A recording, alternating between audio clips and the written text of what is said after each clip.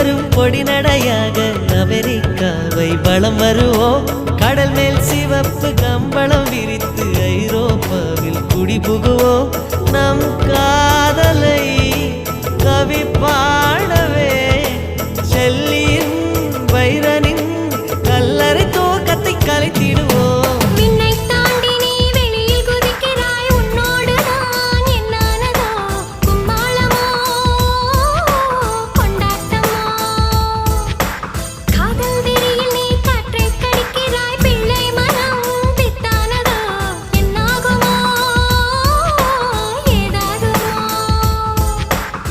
வாடை காற்றுக்கு வயசாச்சு, வாழும் பூமிக்கு வயசாச்சு.